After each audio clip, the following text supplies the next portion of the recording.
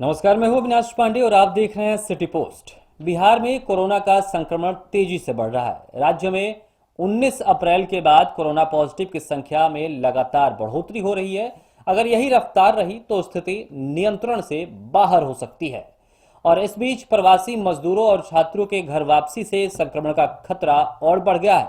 प्रतिदिन 2 अंकों की वृद्धि दर्ज की जा रही है। मंगलवार तक यह आंकड़ा 535 पहुंच गया है और यह संख्या बीते 19 अप्रैल के 78 के आंकड़े से करीब 7 गुना ज्यादा है। इस बीच बिहार सरकार ने केंद्र की गाइडलाइन में संशोधन करते हुए बिहार के ग्रीन जोन में 13 जिलों को जो रखा गया था उसको मानने से इनकार कर दिया है और उसे ऑरेंज जोन में शामिल कर लिया गया है। जाहिर है फैसला बहुत बड़ा है, बावजूद इसके सरकार इस पर आगे बढ़ रही है। बिहार में कोरोना वायरस के कारण मौत की संख्या तो अब तक महज 4 है, लेकिन जिस तरह से बिहारी बाहर से जो लक्षण दिख रहे हैं इससे चिंता, वाकई जो बीमारी की जो चिंता है वो बढ़ती जा रही है।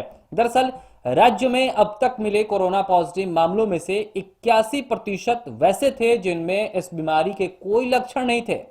19% ही ऐसे थे जिनके अंदर कोरोना बीमारी के लक्षण जैसे सर्दी, सूखी खांसी, सांस लेने में तकलीफ और बुखार जैसे लक्षण सामने दिखे थे।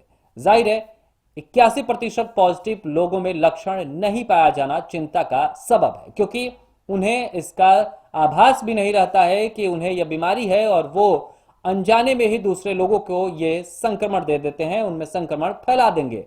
बिहार में 22 मार्च को कोरोना वायरस संक्रमण का पहला मामला सामने आया था। सूबे में अब तक 32 जिले कोरोना से प्रभावित हो चुके हैं।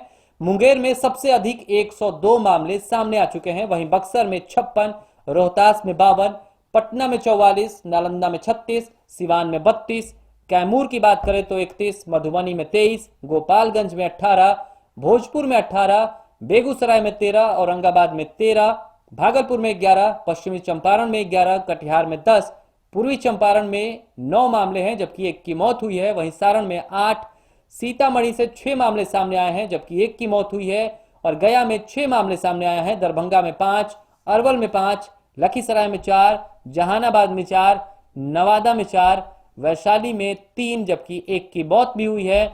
बांका में 3, मधेपुरा में 2, अररिया में 2, शेखपुरा में 1, पूर्णिया में 1, शिवहर में 1 और समस्तीपुर में 1 मरीज मिल चुका है।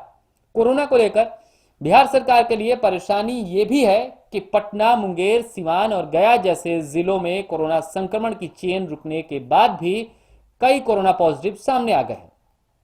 गौरतलब है कि पटना में पहले चरण से अभी जो सभी 5 और मुंगेर में पहले चरण में सभी 7, इसके अलावा गया के में पहले चरण में 5 और सिवान में संक्रमण की चेन थमने के बाद फिर से 32 लोग संक्रमित हो गए। मुंगेर में कोरोना की चेन टूटी तो जमालपुर में परेशानी बढ़ा दी।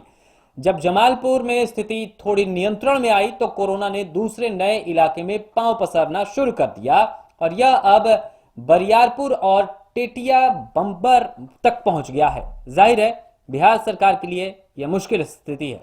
बिहार में कुल मामलों में 60 साल या उससे ज्यादा के जो उम्र वाले कोरोना मरीज हैं उसकी संख्या सिर्फ 19% है।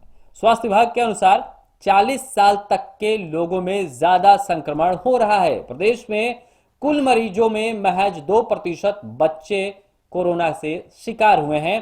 पूरे अगर मार्च और 20 अप्रैल तक लगभग सीमांचल और मिथिलांचल के लगभग 20 जो जिले थे वो कोरोना से प्रभाव उसमें नहीं था, वहां से प्रसार नहीं था, लेकिन इन क्षेत्रों में लगातार आंकड़ा बढ़ने लगा है और हर दिन औसतन 5 से 10 कोरोना मरीज सामने आने लगे हैं।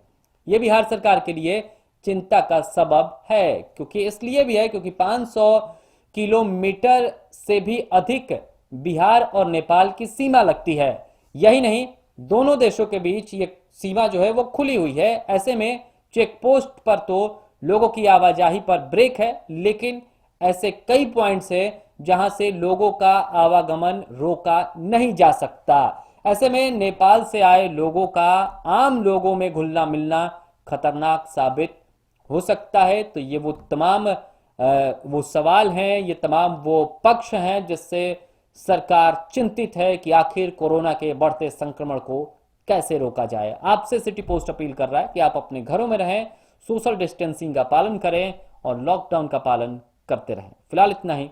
नमस्कार।